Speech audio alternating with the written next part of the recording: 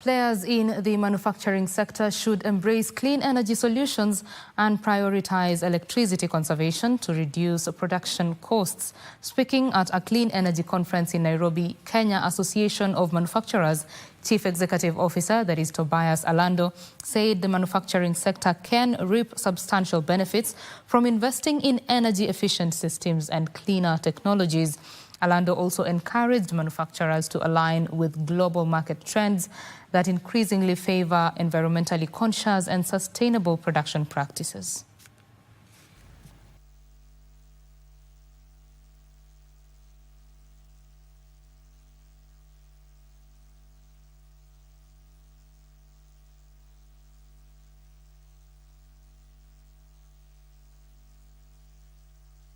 If you walk around the world and different countries, they are way ahead in terms of energy efficiency and conservation, and therefore Kenya should not be left behind.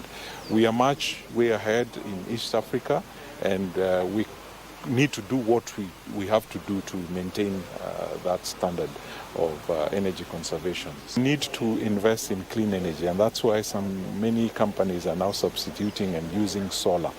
So you'll still use your electricity, but you have an alternative backup through solar in terms of saving. So daytime, you use solar, and nighttime, you use energy, the normal energy. Tumia solar kwa shule ama kwa industrial ama commercial, it will be much important kuliko kutumia electricity.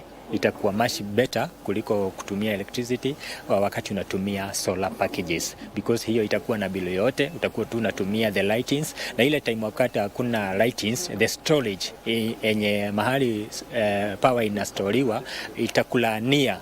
Hata kukiwa na manyunyunyu ya mvua nini mawingu, itaweza kukulania equipment zako up to the next day.